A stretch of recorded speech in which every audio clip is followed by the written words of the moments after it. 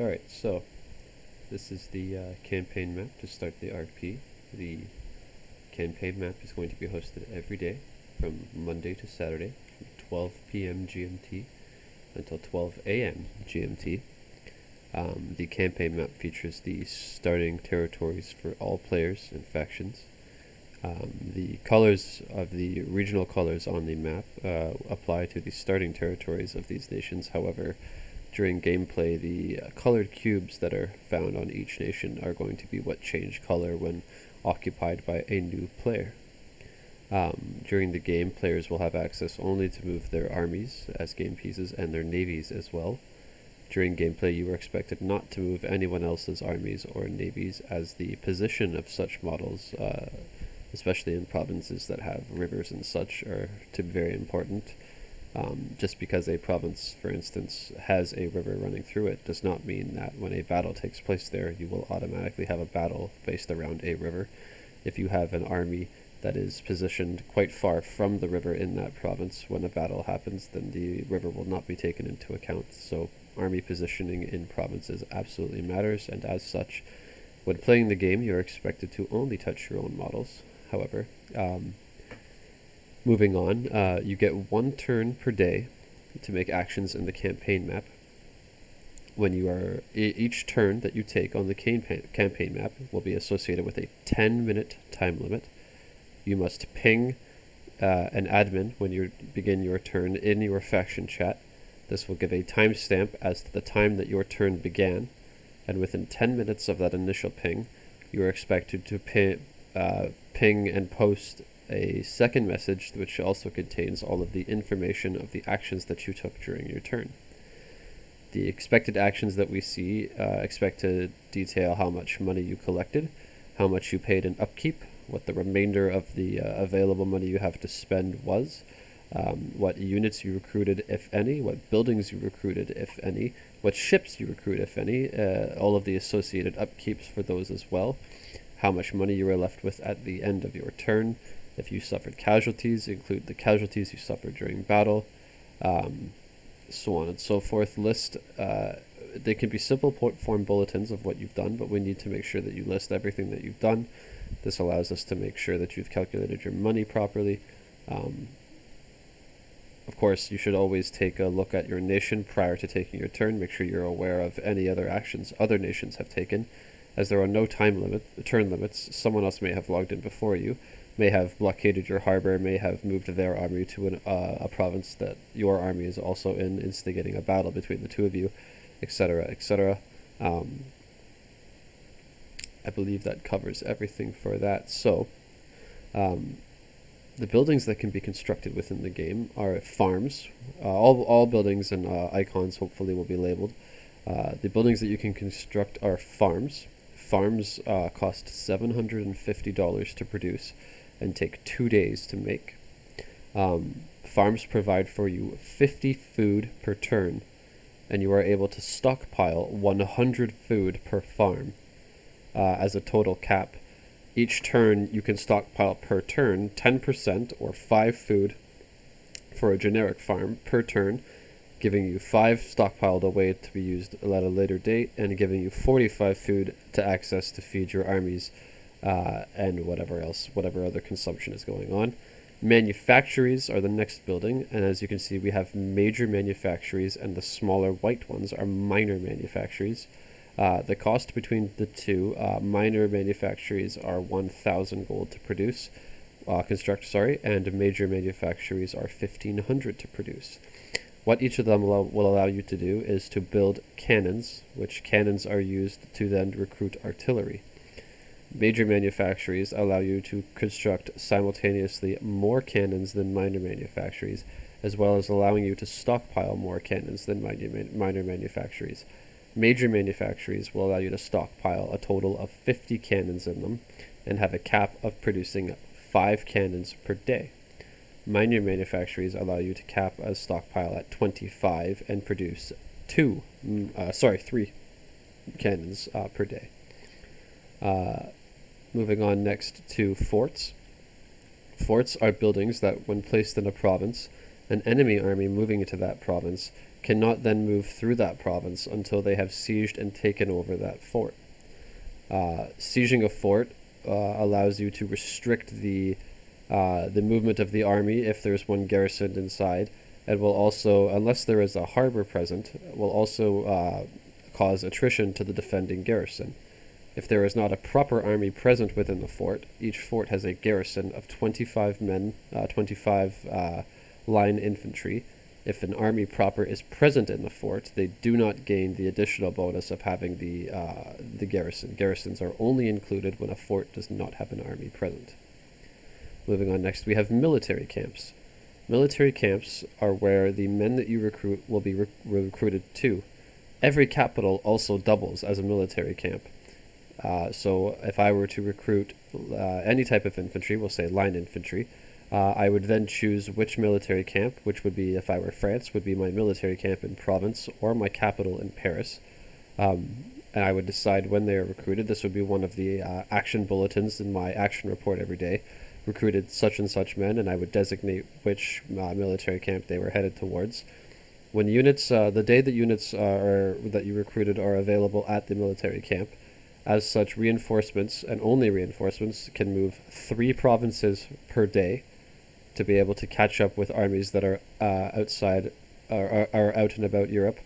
These armies will not be represented by an icon on the map, and again, as such, with your daily action bulletins, when you remove that reinforcing army, you need to make sure you leave a bulletin for what province that reinforcing army finished that day. So the following day, when they move another 3 provinces, you make sure that you're moving from the same province where you finished the previous day. And this allows not only the admins, but the players to keep track as well. Moving on next to harbors. Harbors, as you see in northern Italy here, are represented by the anchor icon in the circle. Harbors provide for you 10% of your faction's total income. So this does not include income you get from vassals. It simply means that the nation proper, so for an example, France starts with 2 vassals, both the Batavian Republic and the Kingdom of Italy. France receives 25% of each of those nations' income as additional income. However, harbors do not amplify by this additional income. They only amplify by the total income that you produce as an independent country. So in this example, the 2 harbors make less than France's overall income, but make 10% of their total personal income. Which I believe those are all of the buildings. Of course, the crowns atop of the circular bases represent capitals. They've each been named to better represent the city that they are. Moving on to additional icons, the squared cubes on every province are the colored markers that denote which faction owns that province. When a province is taken over, the cube will be changed to the color of the occupying country. Next, as a static icon, we have mountains on the map.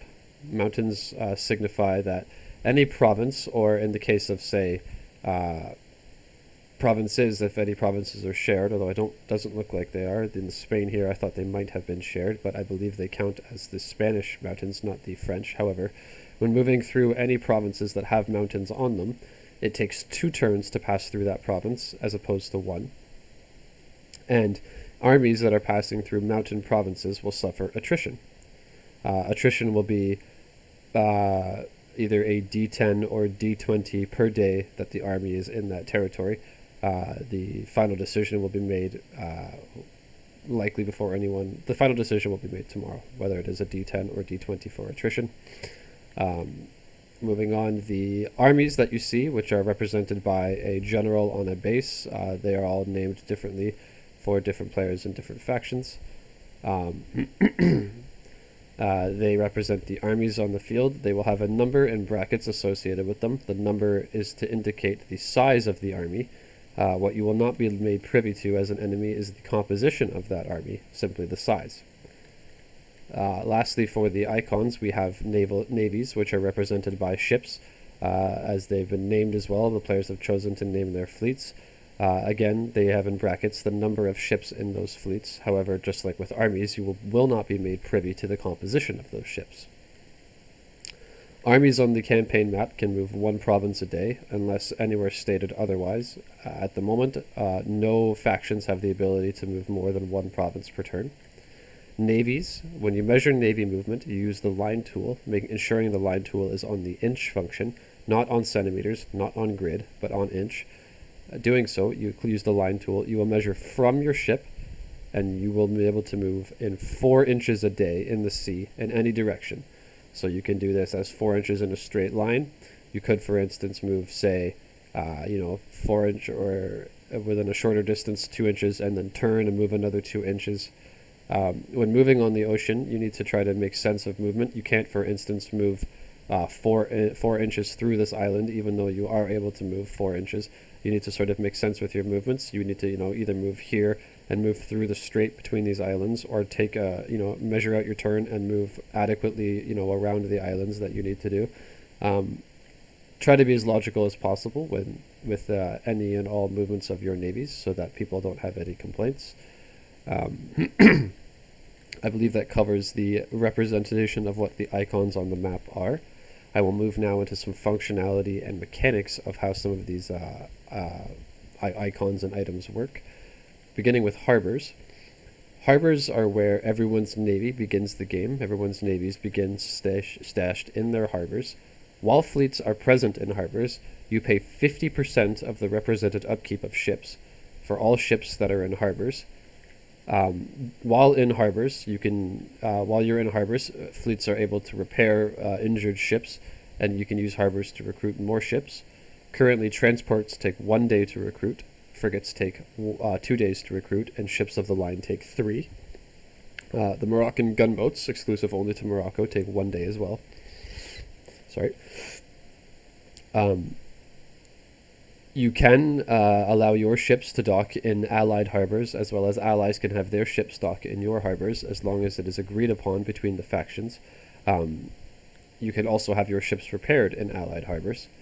Any fleets that, while in harbors, fleets do not require an admiral, or any of the ships that are in harbors do not require admirals.